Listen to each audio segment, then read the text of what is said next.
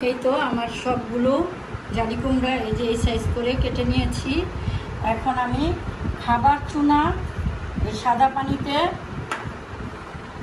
খাবার চুনাটা সাদা পানিতে দিব 2 চামচের মতো, কারণ চিনির শিরাটা কিন্তু এখনো পাতলা। যখন একটু বেশি আঠা আঠা হয়ে যাবে একটার বা দুইটার, তখন হাতে নিয়ে এরকম দেখতে হবে। এই যে দেখো এখনো একটা হয় নাই, বুঝো কি না? এই যে দেখো।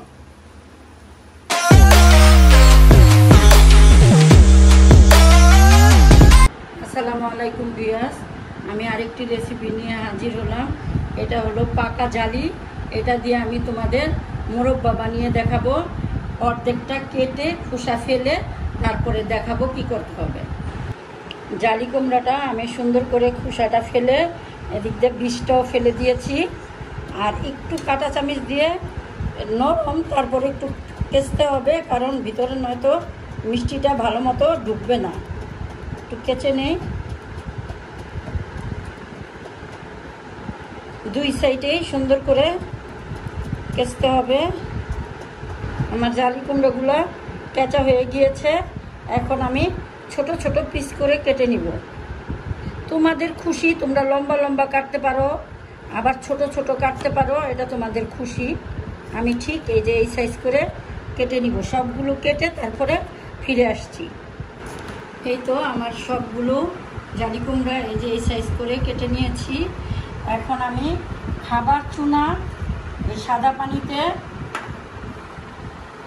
চুনাটা সাদা পানিতে দিব 2 চামচের মতো, দিয়ে ভালো মতো পানিতে মিশিয়ে নিব।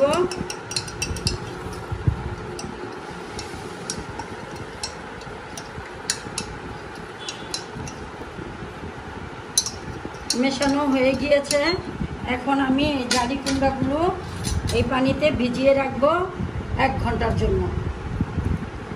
1 ঘন্টা পরে আমি ফিরে আসব।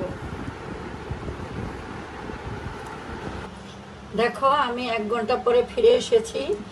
এখন এই যে আমি চুনের পানিতে ভিজিয়ে রেখেছি, এইটা আমার অনেক ভালো মতো 5 থেকে 7 বার আমি ধুয়ে নিব, যাতে এটার ভিতরে কোনো চুন না যেয়ে থাকে। এরকম চেপে চেপে ভালো মতো ধুয়ে নিব।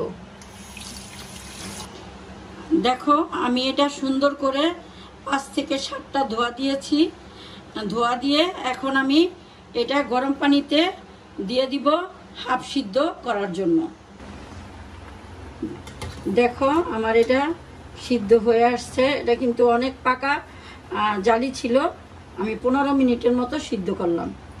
এখন আমি এটা ঝরা দিয়ে 10 মিনিট রাখবো। 10 মিনিট পরে ফিরে আসবো। আমি জালিগুলো পানি ঝরিয়ে নিয়েছি। এখন আমি কড়াইতে দিয়ে দিব আমি মেজারমেন্ট কাপের 1 কাপ 1.5 কাপ চিনি, 1টা এলাচ আর 2টা লং। আমি লংয়ের ফুলগুলো ফেলে দিয়েছি। অল্প 1 চিমটি লবণ। এখন আমি নাড়তে থাকবো। আলতোভাবে নাড়তে হবে, অনেক জোরে সোরে নাড়ো না। আর মিডিয়াম লো আঁচে রাখতে হবে, নয়তো চিনিটা গলে তাড়াতাড়ি শুকিয়ে যাবে। চিনিটা এই জালির ভিতরে যাতে ঢোকে, এই জন্য লো আঁচে জাল দিতে হবে। এই পর্যায়ে একটু ঢেকে ঢেকে রান্না করতে হবে, কারণ চিনির শিরাটা কিন্তু এখনো পাতলা। যখন একটু বেশি আঠা আঠা হয়ে যাবে একটার বা দুইটার, তখন হাতে নিয়ে এরকম দেখতে হবে। এই যে দেখো এখনো একটা হয় নাই, বুঝো কি না? এই যে দেখো।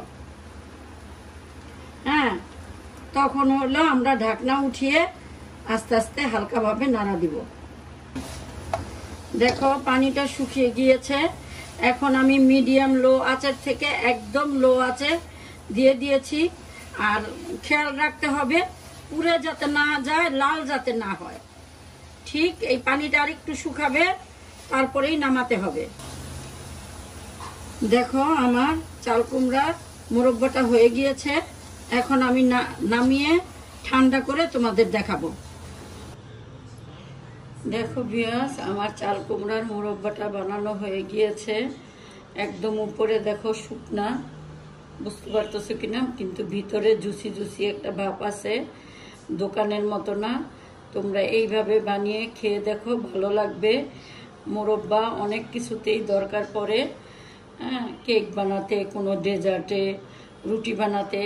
তোমরা আর বাচ্চারা ক্যান্ডি হিসাবেও খেতে খুব পছন্দ করবে। তোমরা এইভাবে বানিয়ে খেয়ে দেখো, ভালো লাগলে আমাকে লাইকস, কমেন্টস এবং সাবস্ক্রাইব করতে সাহায্য করো। আল্লাহ হাফেজ।